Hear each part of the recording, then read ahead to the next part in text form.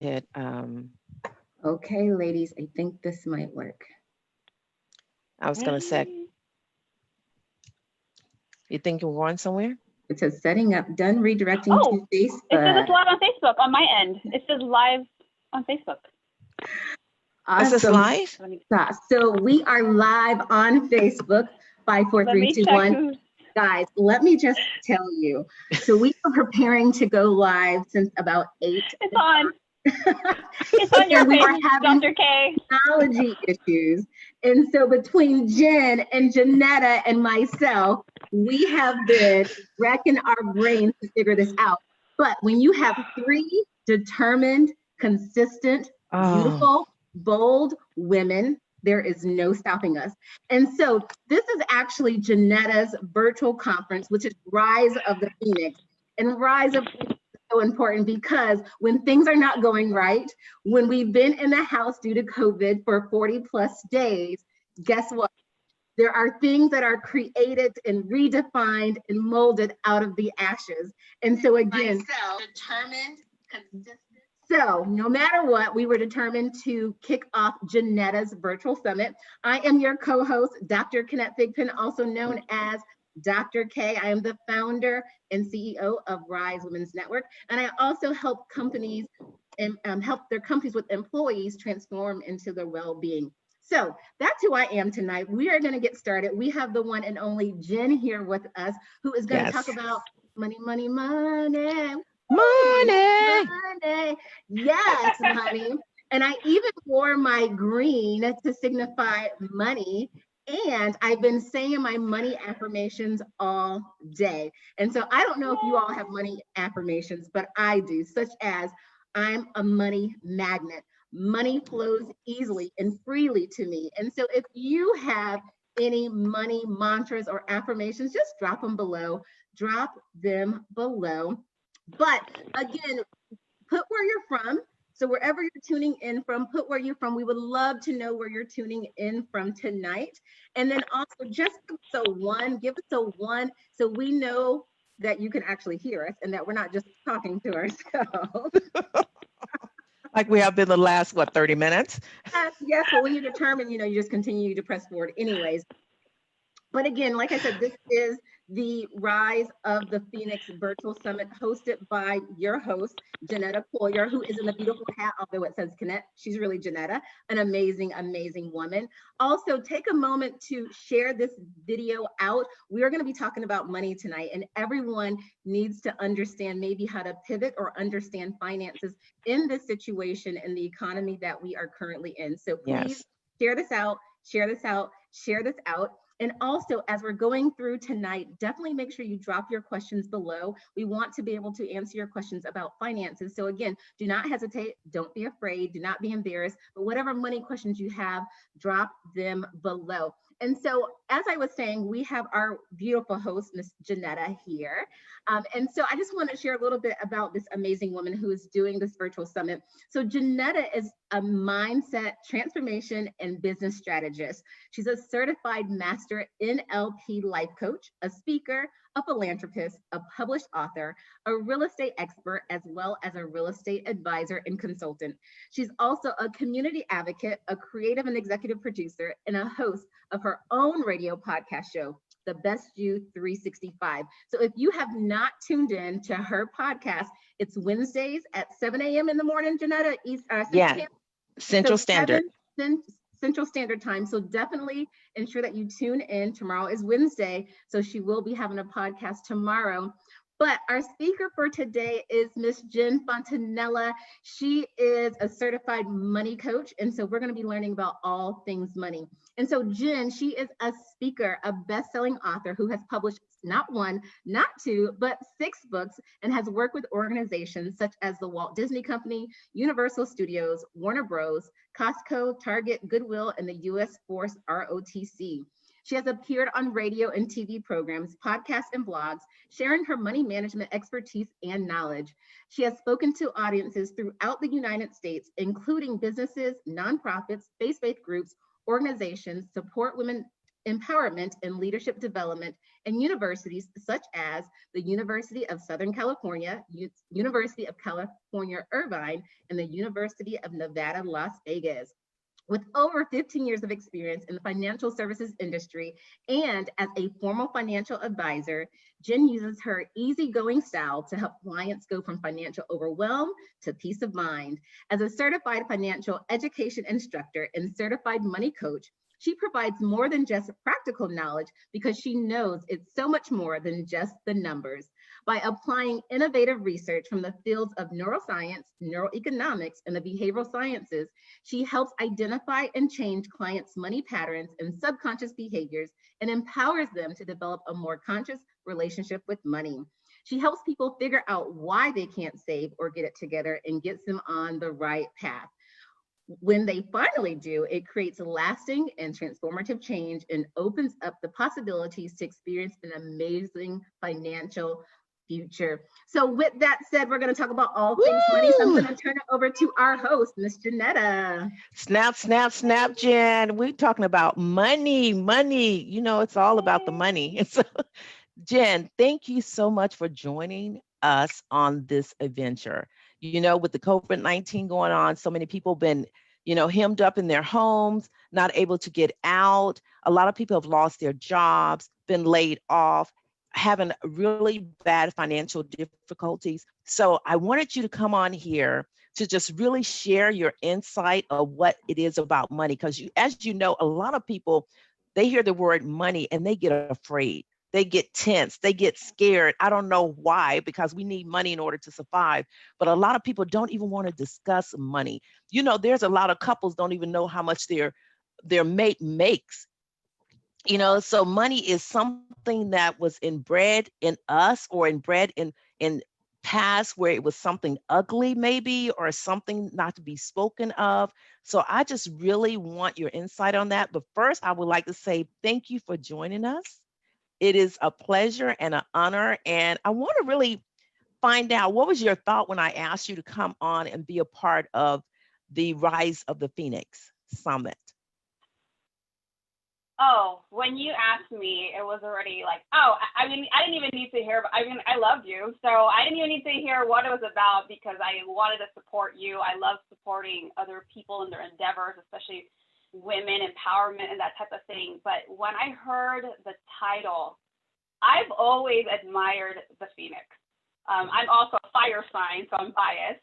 And when you think about the Phoenix, it's about this creature that has been able to overcome difficulties, challenges. I mean, and talk about what a perfect title. When you think about what's happening today in the entire world, and you think about all the people that are going through the challenges financially, health, mental, physical, everything. Even testing your mental, fortitude.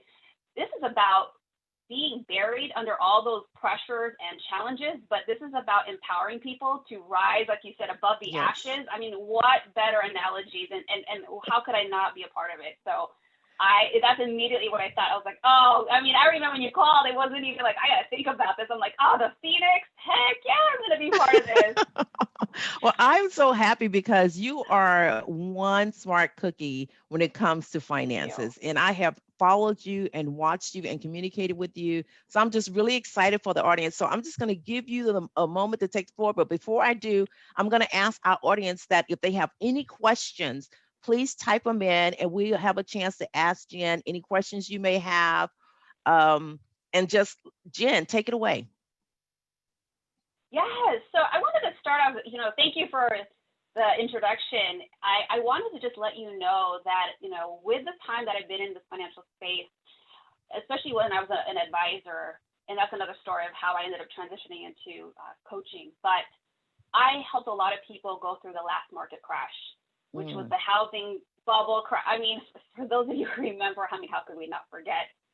That was the last market crash. So I know what it was like to take people through that time and how there was, again, that panic and that fear about what's happening. We're losing our homes. I mean, we were in a phase where we had all these crazy types of loans and people were buying homes and then we lost all these homes. And so I know what it's like to feel lost and confused and uncertain, and I know what it's like to lose everything. I mean, that happened to me. I mean, I even ended up losing a marriage. So talk about losing everything. I've been there. So if you are in a crazy space right now, I want you to know that I understand. And I don't say this for doom and gloom, but I tell you that everything is fixable over time.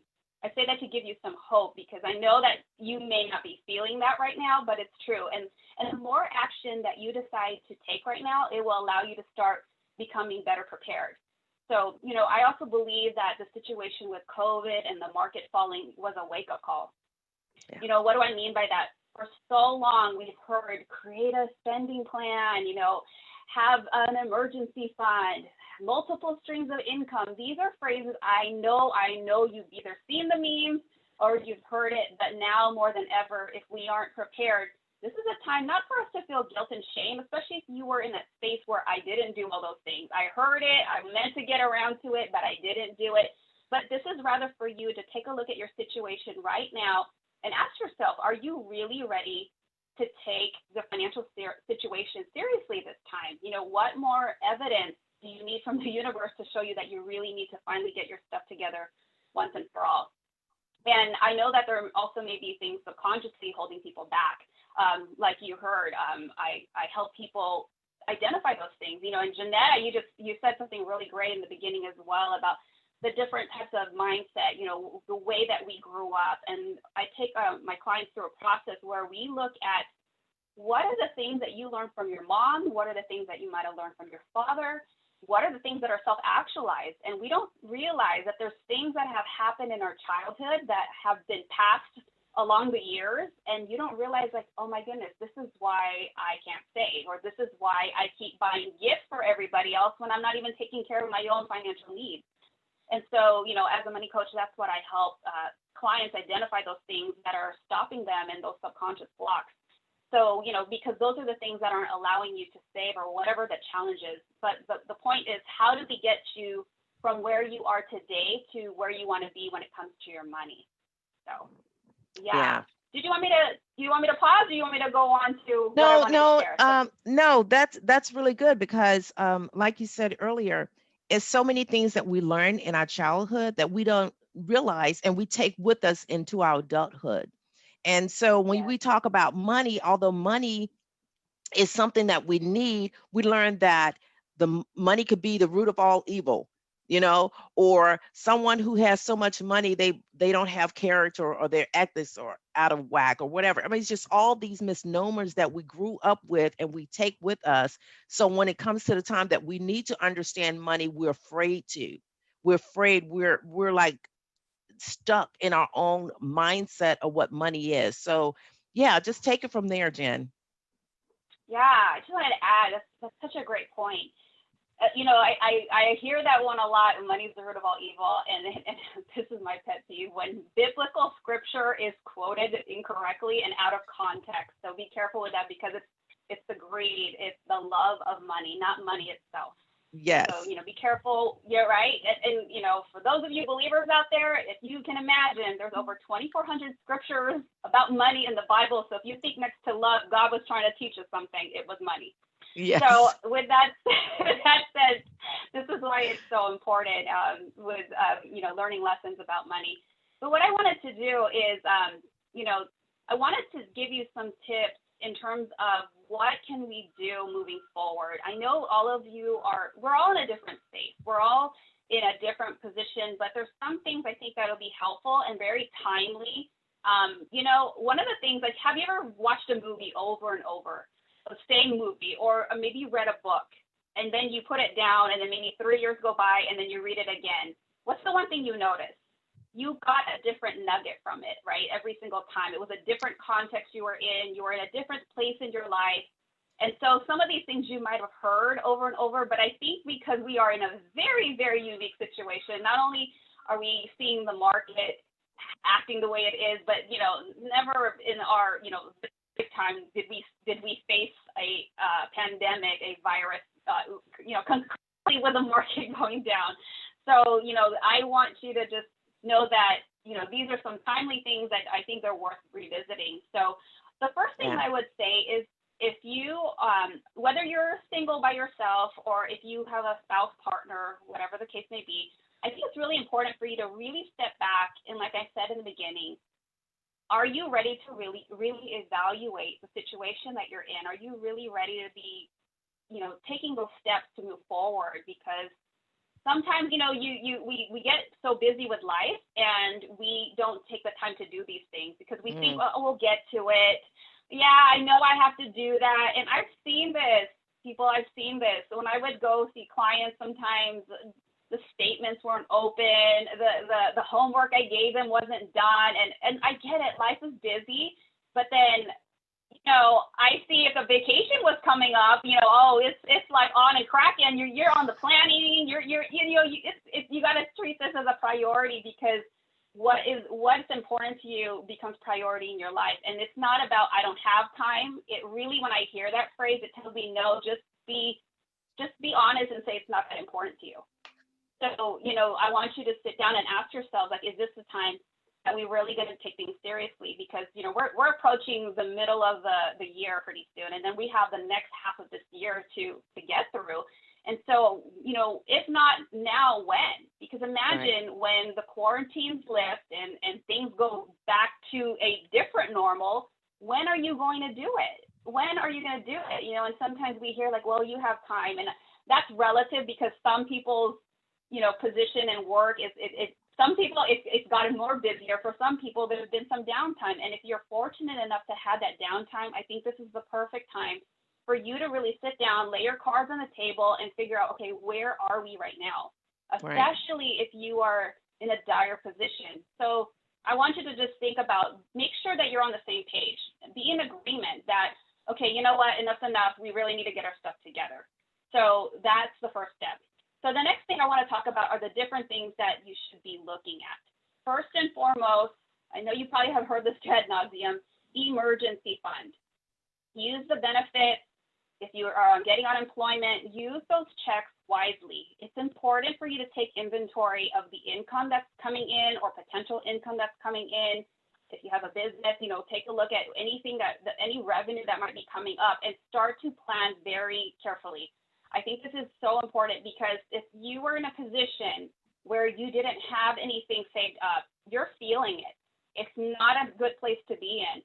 And, who's to say if whenever there's the next emergency in your life, we're not always going to have a bailout. We're not always going to have checks being mailed, to save us. And so that's really, really important that if you had an emergency fund, that you replenish it, find a way to replenish that. If you didn't, then this is a time to really look at your spending plan, which is the second thing I would say, is create a spending plan. That way okay, what are we dealing with here? Because, if this is something that hasn't been done in your household, this is something that really, really needs to be taken a good look at where, again, what's coming in and what are our expenses. Because especially if you're running out of any cash flow or you're running out of any reserves, this is the time to buckle down, which leads me to number 3. You got to cut some expenses. Everything is negotiable at this point. You need to determine what is necessary versus what's non-essential. So of course, we need things such as food, medication, things for the children, babies, whatnot, things like that. But it's really important to evaluate that because it's crunch time. I see a lot of people hurrying. I see a lot of people stressed about, where am I going to get my next paycheck? How am I going to pay for rent? How am I going to pay the mortgage? Different things like that. But I know that we are all on different sides of the spectrum. But if you are in that place, this is a time to really think about, what do I not need? I mean, you can even cut things off temporarily. If it's a Netflix account or something like that, what are the things that you need to buckle down and this is about preserving the amount of, cash reserves that you have. So this is so important. I know it's a sacrifice, but I mean, what other choice do you have? So really create the spending plan and then analyze your expenses and see what do you need to cut back. And it doesn't mean you have to do this forever. It just means this is the stuff that you need to do to just get by. Because we don't know what's going to happen. Some of us are in a very, very uncertain position with work.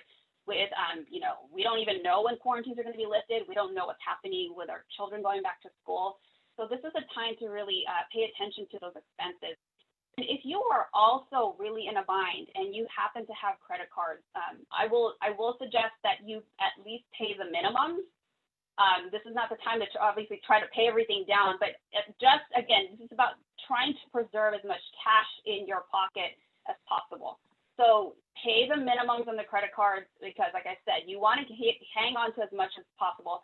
I had a friend who was asking me, he had some extra money that was coming in, and I said, well, how much was it that you need to pay off? And he's like, well, it's this amount, a couple hundred. And I said, if you can just get by with paying a certain amount to keep them happy and not ruin your credit report and things like that, your score, then do that for now. Because again, let's say you just pay that off, but then you're hurting yourself because let's say you sent $500.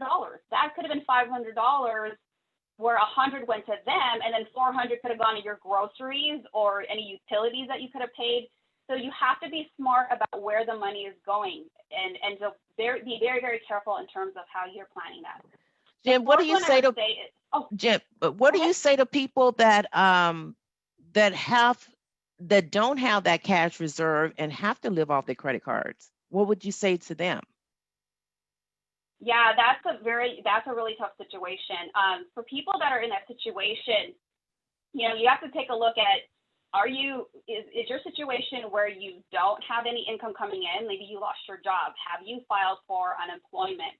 Are there other benefits that are being offered that you can take advantage of? Because yes, that's a very, very tough spot. And this goes back to the importance of the emergency fund. And this is why I said, this is a very hard lesson for many people to learn where, okay, I didn't have an emergency fund, so I already had the credit cards. So it's a very tough spot. I mean, the only other situation that I could think of is like at that point, after you've exhausted any resources where you got in the stimulus check or you've received unemployment, you really need to take a look at your expenses. I mean, bare bones at this point. The other thing too is aside from cutting expenses, which I encourage clients, is like, how can you make more income at this point? This is a time for people to really, really step into their core genius.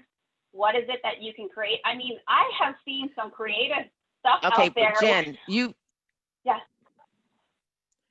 Oh, go ahead. Repeat that because you went out a little bit. How can you do what? Oh, okay. The last statement you made. In terms of, okay. So I think at this point, what's important is that you understand what the expenses are and really, really cut it down to bare bones. Now, at that point, you can only cut back so much. You can't cut off water and utilities and things like that.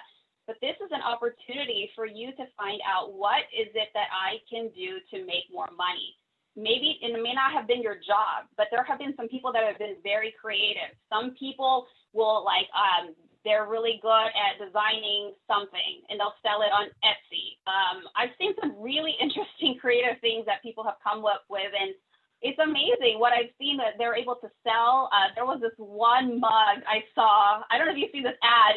It had like this 2 states, and you can customize it, like this state and the person who's here, and then it showed the other design where this person was on the other side, and there's like, oh, I miss you, and it was like customized. I'm like, because everybody was in quarantine, and I was like, brilliant. So if there's something that you haven't tapped into, some kind of talent, I mean, even if there are things in your house that you've hung on to that you could sell, that's the time to get rid of the stuff. If you have the time, if you're not working, you've got to make a list. I even had this exercise in a group that I was in, make a list of 25 things that you can do to make some money quickly. This is the time for you to get creative. Google stuff. Think about what are your talents and gifts? What are some things that you can be creative? I mean, are you good at copywriting? Are you good at editing music? Are you good at making, graphic files for people to post? Like, it could be so many different things, but you have got to get to a point where, what is it that I need to do to bring some kind of money in? Because if you have exhausted all your resources at that point, The only other thing left for you to do is find a way to infuse some cash flow into your situation. Yeah. And I know that in the very beginning, you mentioned emergency fund. And so I think a question that people have is how much money should truly be in their emergency fund? That's a great question. So typically you would want to have a reserve. It's hard because I've seen over the years when this subject comes up, it's like emergency fund. You want me to stash away extra money? I can barely pay for what's happening right now. So let's be real, because I know that the advice is 6 to 12 months. But, I celebrate you. If you can even get to 3 months, that's great. But ideally, 6 to 12 months is a good number to shoot for. And how you calculate that is take a look at your monthly expenses and see how much that costs, including the rent, mortgage, utilities, food, all that stuff. And then see whatever that number is, and then you multiply it by 3 or by 6 or by 12, and then you can calculate to say, okay, this is the goal that I need to reach. This is the amount of reserves I need to aim for. And then if you happen to take money from that, it's important that you work hard towards replenishing that. And this is money that's meant for emergencies. This is not to buy shoes that you wanted, not needed. Yes, it's important to note that emergency fund is for things like what's happening now. Okay, we needed to buy some food, or we needed, I'm short $200 for the rent. This is a time where you would tap into that, and then it's also important to replenish it. An emergency fund, I will also mention, this is money you need to keep liquid. This is very important. This means that you would put it into like a savings account, a money market fund. Something liquid means it's accessible, not like you're going to pay fees to take the money out like a CD, because there's terms of how long that money needs to be there. This is not money that you would put into a retirement account, because that is tied to the market, especially if it's involved with securities or equities. And that money can, that balance goes up and down. And so and depending if it's in a retirement account, that's not liquid. You're going to pay fees and penalties and taxes. So be careful. So, and make sure that is typically another account that is not easily tied to your other accounts, because, that's another thing people get messed up. If you start transferring stuff so easily, it's like, oh my goodness, you want to set yourself up for success so that you aren't, hurting yourself because it was so easily accessible for that non-emergency. But great question, because that comes up often. Let me give you another question. So I have someone that says, what is the first step to rebuild your financial situation after years of financial irresponsibility? Oh, great question. I would say the first thing you need to do is, this is where I do the money coaching. I think it's important for people to sit down and really ask yourself, what are the patterns that are happening? And have you taken a look at your history in terms of how you have dealt with money since your childhood? Yes, your childhood. So for example, I'll take you through a story. A client of mine that I did this work with, he had written when he was age 9, he remembered he was riding in the car with his father. And he asked, Daddy, can we have McDonald's? The dad turns around to him and says, do you have money for that? And from that moment on, he just kind of shrunk back, and then he was like, okay, I'm not going to ask anymore. You wouldn't think that one little incident would have such an impact. So as I was reviewing the bio, it was interesting to see that there were different points in time in his life where he was noticing, we started to uncover this. He was noticing that, oh my gosh, there was this pattern of guilt and shame that carried on. And it caused him to have this, I wouldn't say as strong as dysfunctional, but there was an effect that it had on his life in terms of how he related to money. He started to become very, leery. He was very emotional when it came to dealing with money. And even so, there was different types of challenges that would come up. And so I share that story with you because it's important to understand if you're repeating certain patterns, this is a time where you should get some help, because there really is there are patterns that are going back to your subconscious in your childhood where you may not even realize it. Why am I doing this? Why am I having a hard time saving? How come I can't get it together? I just, when you start saying those types of things, a lot of times it's because these are things that are deeply rooted that you probably didn't think about because you were a kid.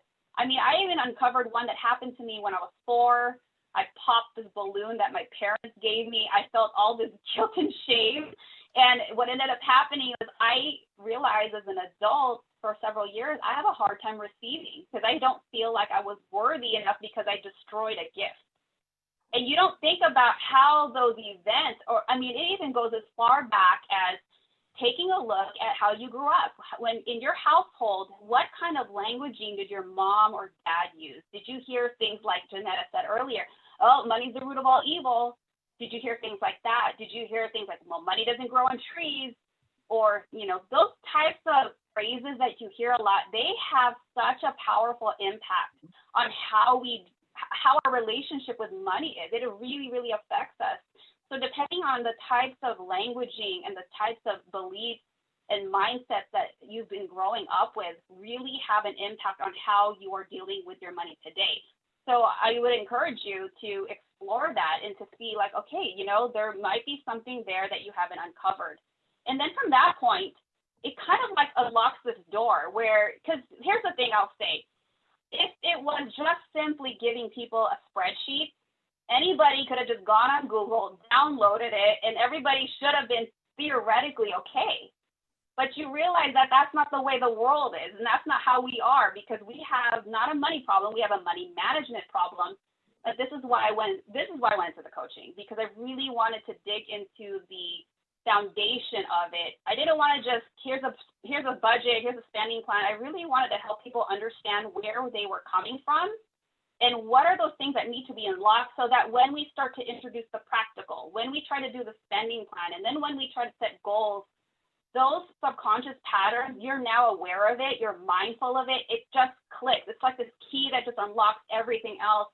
And then the rest of the stuff flows a lot better, because I can give you all the practical, but somehow, some way, if those things haven't been worked out, you're going to keep hitting that block. You're going to keep wondering, how come I can't save? Why do I keep racking up debt? And so, you know, I hope that makes sense. It's all about, you know, and Janetta can attest to this, and even Dr. K, you know, mindset is so foundational. Mindset is huge. It's something that I think we overlook, especially if we're not familiar with doing that kind of inner work.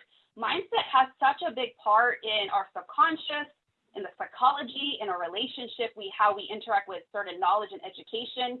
It is, to me, so much more important to understand those things before we just think, oh, strategy and theory and practical. And those are important, but when you can set that foundation when it comes to understanding the subconscious patterns and understanding why you're doing what you're doing, everything else tends to just click a lot better. Because even in coaching groups that I'm in, a lot of us have been guilty of like, oh, I just want the strategy. I don't want to do that inner work. I just want strategy. Right? We just want strategy. And then when you become grown and then you realize, I should have done that inner work like a long time ago. I would have been so much further along because I just wanted to do strategy. I didn't need that woo-woo mindset stuff. But I'm telling you, that woo-woo, you know, mindset stuff, I'm telling you, that is something that I want to encourage more and more people to look into, because it's not even just with your money. Yeah. It's in all areas of your life. When you can uncover that mindset stuff and make those shifts in your perspective and how you view things, it just unlocks this door. Everything else just seems to make more sense. So that's the first thing I would tell you to do, is to really analyze those things and you know, do that inner work. And then when you start being introduced to, you'll feel like you're going to be more encouraged to, okay, now I'm ready to tackle on to this spending plan and setting these short-term, midterm, long-term goals, because you've done that work. Now you're ready. You're not, there's like, you know, you ever have that pebble in your shoe? You don't want to stop, but you feel it and it's bugging you, or your sock is slipping. That's annoying, right? You kind of know it's happening, but you don't want to stop. It's the same thing with money. You kind of have that feeling in your gut, like, I know I should be doing something about it, but I'm just going to keep on going on. And you just keep going on and going on. You have to address those things before you can walk forward.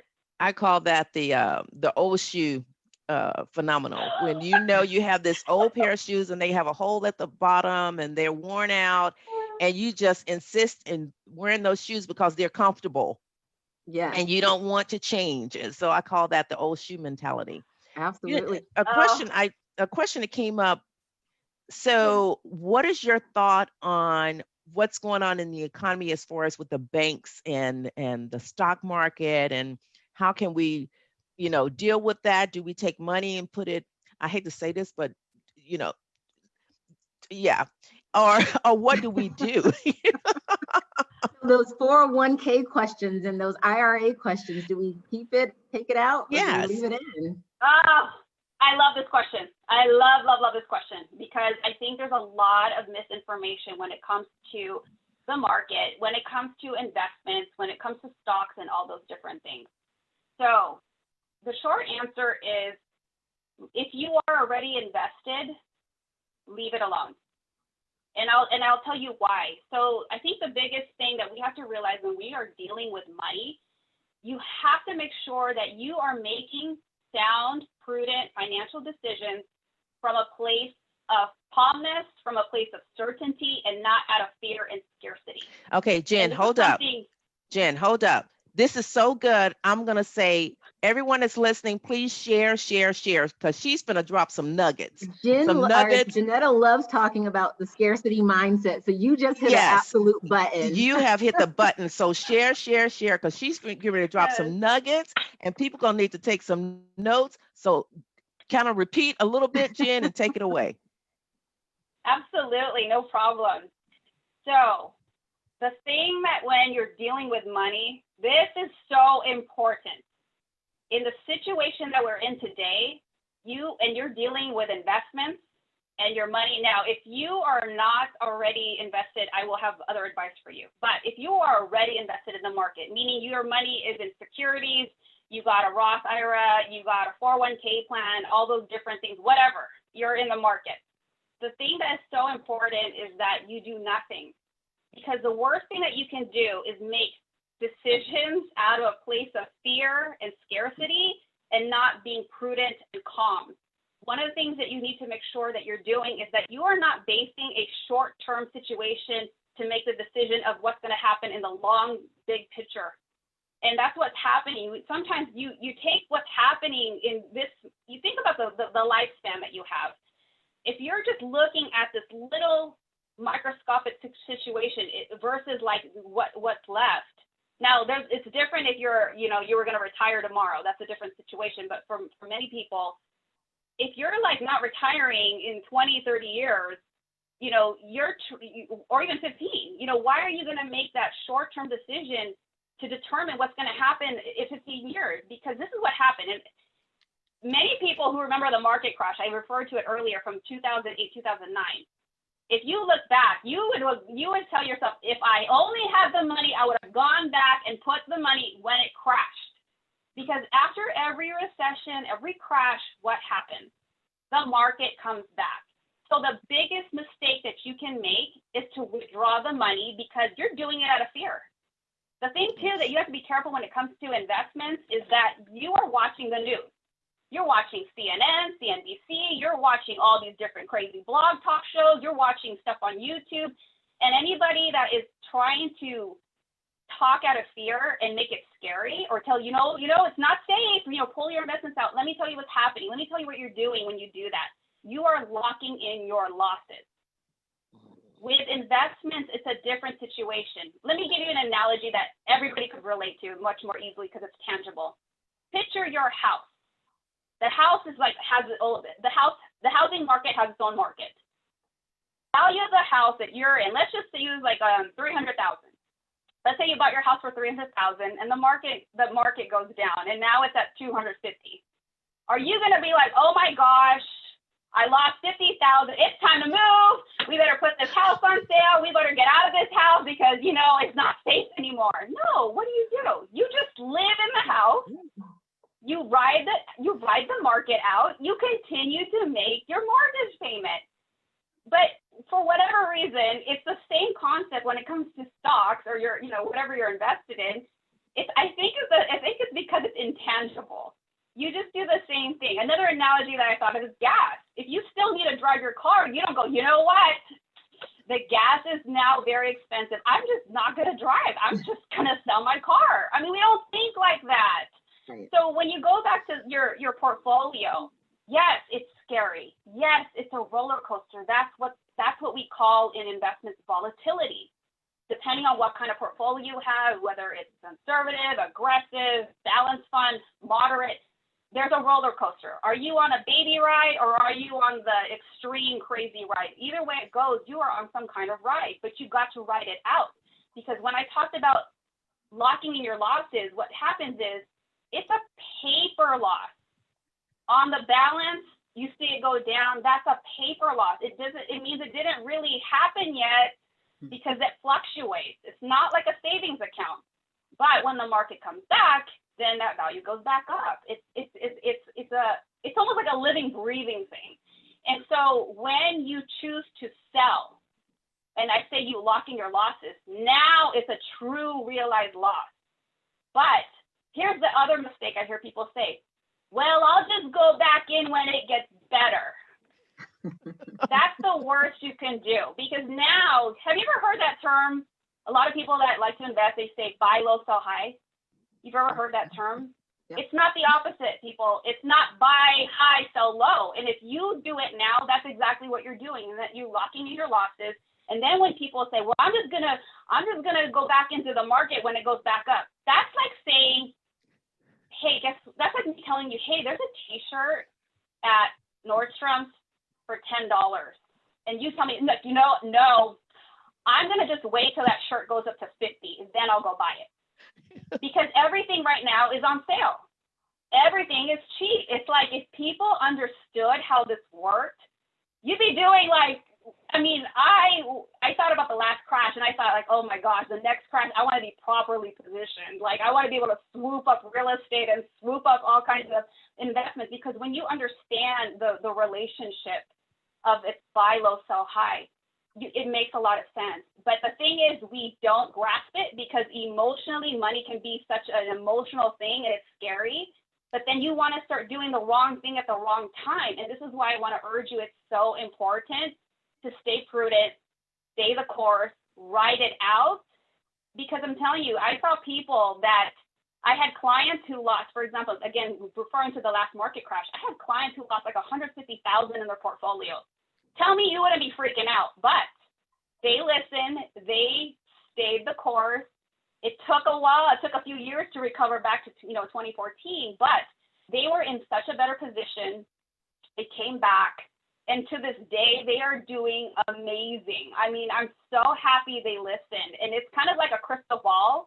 We don't have a crystal ball, but the only indicator that we have is to see what happened in the past. That's the best indicator we have, and we can't predict the future. But the best thing you can do is to just stay the course, because to sell out right now is like you're going to hurt yourself. You're really going to hurt yourself. And then to answer the people that, you're not invested, hey, if you got some discretionary income, if you're not in a situation where I can barely pay for food and you have some, no, it's a great time to make contributions. It's a great time because, like I said, everything is on sale. So I hope that makes sense, and I really hope this inspires you to just don't do anything. Just leave it alone. Do not drive yourself crazy and watch the financial news and watch things on. Let me tell you one more thing about this, because I love this topic. You have to remember, the news is in it for the ratings. They're not going to tell you something boring. Like I said, don't do anything, stay the course, just leave it alone. I mean, that is so boring. They don't talk about that. They have to tell you, oh, this is the thing that cracks me up when I say, oh, the Dow is down by 2,000 points. I'm like, well, if I'm not selling, then I don't care. But when you get caught up in that, you're going to drive yourself crazy. So stop watching it every day. I suggest you pray and meditate instead of watching the financial news. Yes. That'll do you so much more justice to your brain than watching financial news that's going to probably make you do something that you shouldn't be doing. Yeah. So Jen, I think a lot of people want to know, like, okay, all of that's great. They hear you loud and clear, but the thing is they want to know, what can I do like right now? Like when we get off of this live, what can I do? What tangible strategies can I put into place to, correct some of my finances or during this time? What would you say? What steps do you have for the people to do that's easy enough, but get the results? Yeah, I would say start with your spending plan.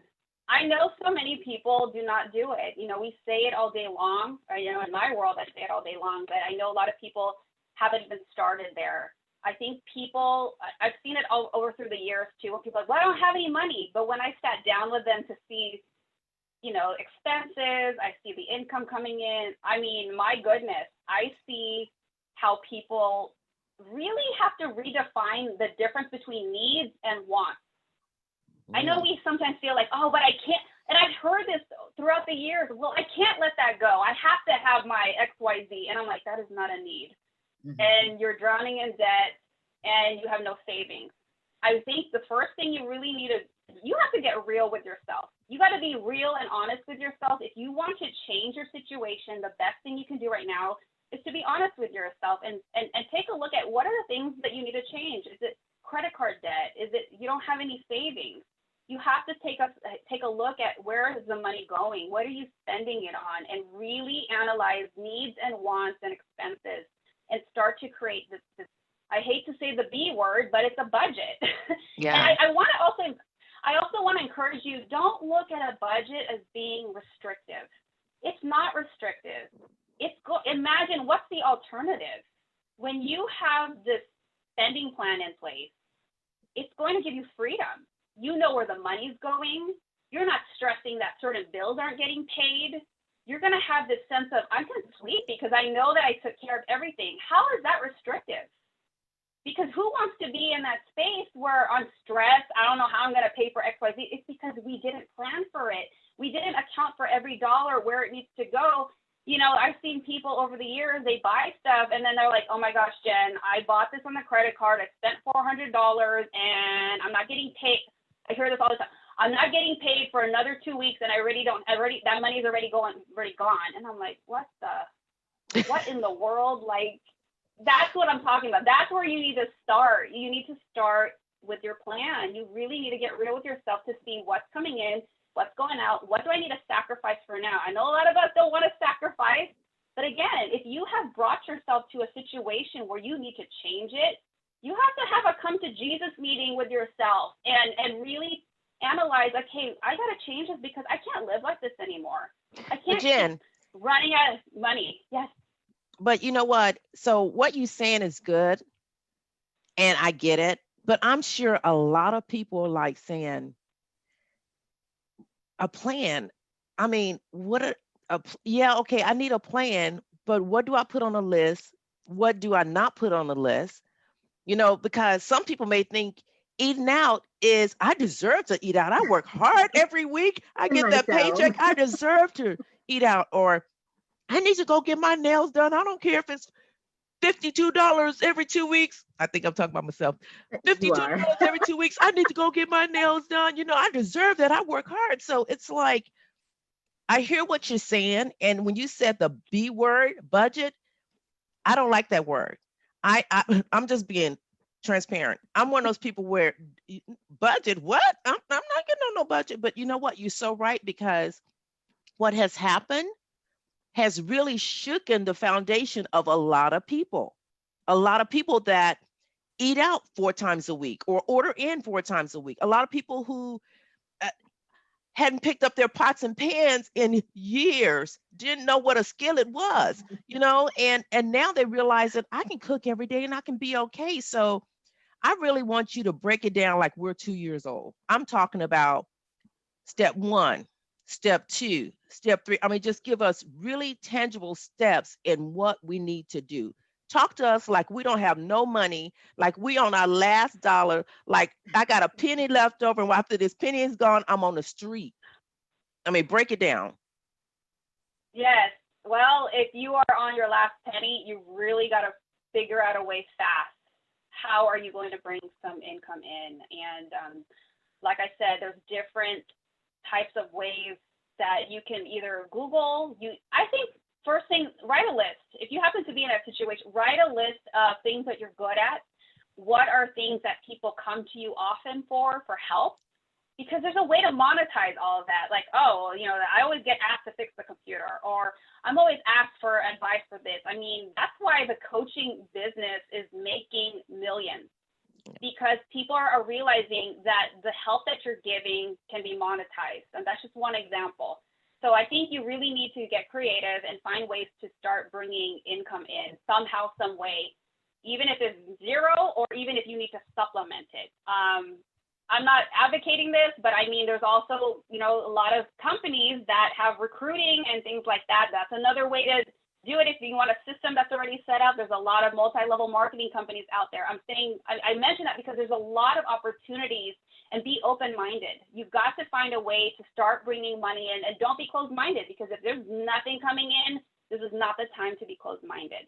Second thing I would say is, now that you're trying to figure out the income, or even if you are bringing less income in, account for that. You need to start seeing what's coming in and every month, or what, and try to project it. Okay, like for example, if you're getting unemployment checks, you know the benefit amount. That's what you got to base things off of. If you're getting $500 a week, or whatever that dollar amount is, you know exactly what check is coming in every week. That's going to be what guides you in terms of like, how am I going to spend this wisely? So take into account what money's coming in, whether you're, you know, you got a side hustle, you got some money coming from a part-time job, or you got some unemployment benefits coming in. You got to take a look at what's coming in. That way you know what you're working with. The third thing is, you really got to look at the expenses again. You have to see, and to Janetta's statement about like, well, I deserve this. That's fine. I understand there's a lot of people that feel, and I will say this too, I understand that also people are processing this very differently. Some people need this to feel like, I need to spend this on myself. I need to feel like, you know, it's a way to handle what's going on, but that's fine. Just don't go overboard. I'm not saying, you know, strip away everything that you can't enjoy life, but you got to do it within reason. So again, if you know what money is coming in and what you're working with, you can account for like, okay, you know what? I'm going to go get my nails done. This is, you know, $45. I'm going to get my hair done. This is $70, or whatever the dollar amount is. And then take into account, is there money in my budget for the month to take care of that? Okay, great. Then you might have to put off some other things. And, you know, hopefully it's not an essential thing. I mean, you need food, but you have, that's what I'm saying. You really got to take a look at what's not essential. If you want to add those things, that's great. You want to treat yourself out, but you got to be reasonable, and you got to compromise, because if you want to eat out, fine, but be reasonable. Do it once a month, not 4 times a week. You have to see what your the income that you're bringing in, if it can sustain the lifestyle that you want. And if it can't, then you just have to buckle up. Either increase the money that you're making, or you got to reduce the expenses. It's got to give somewhere, and you have to do it. And even if it's temporary, because right now I kind of feel like this is about managing what we have moving forward. This is about, for some people, this is about surviving.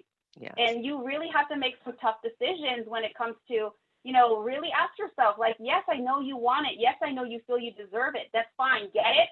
But then you got to forego some other things if there's no more money that's going to be left in what you spent from. You know, you have to do the math. Yeah. So I would say those are the basics, where to start. You really got to take a look, especially if you've never done it before. And I will when I share the link, I'll share it in the group. I'll give you some resources that you can explore, so that you can kind of get started with, like, okay, well, where do I start? How do I start putting this together? Right.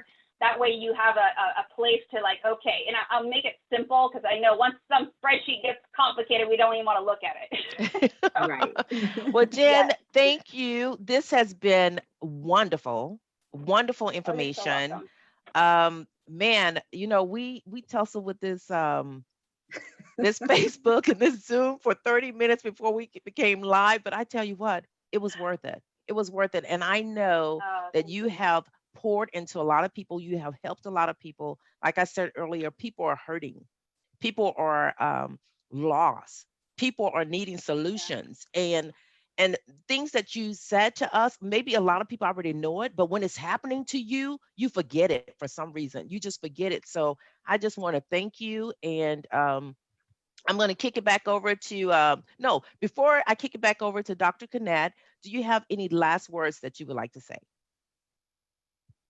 Yes, I would just like to say, this, I know you probably heard it, but I'm going to say it again. This too shall pass.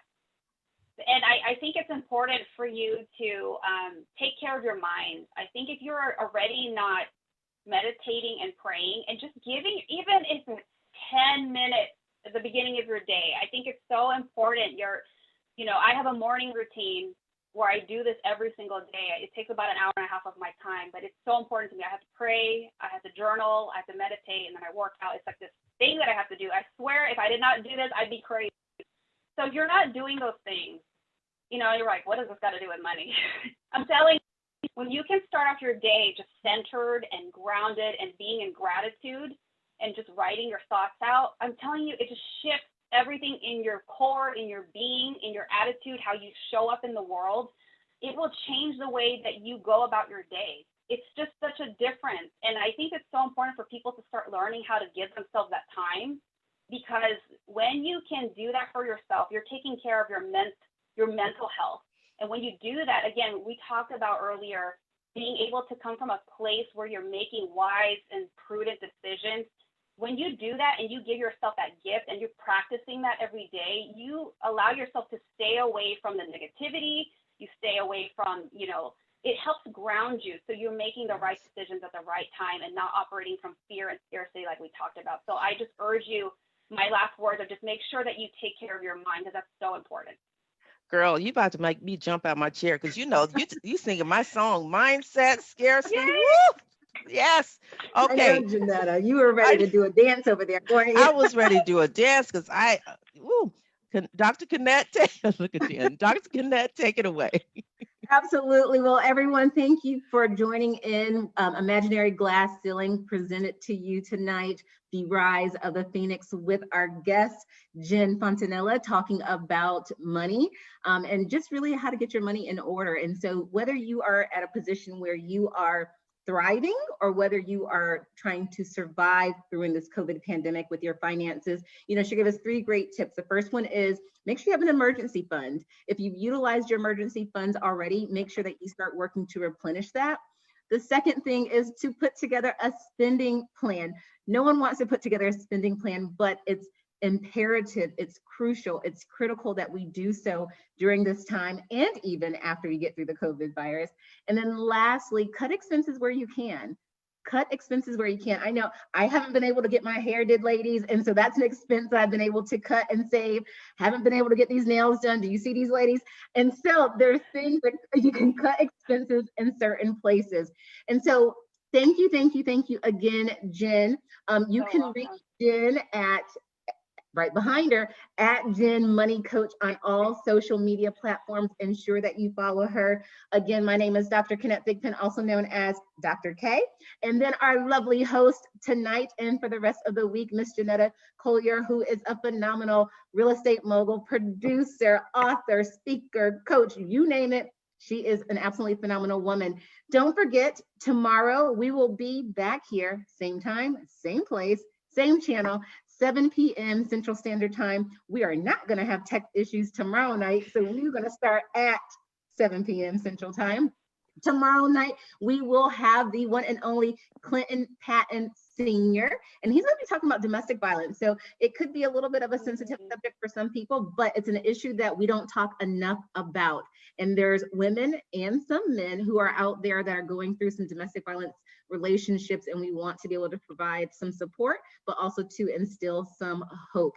So don't forget to go over to the Facebook group Imaginary Glass Ceiling. There's all kinds of cool, fun stuff, next events that will be coming up that will be listed there. And so on this Tuesday night, guys, I want to say good night. We love you and be blessed. Take care.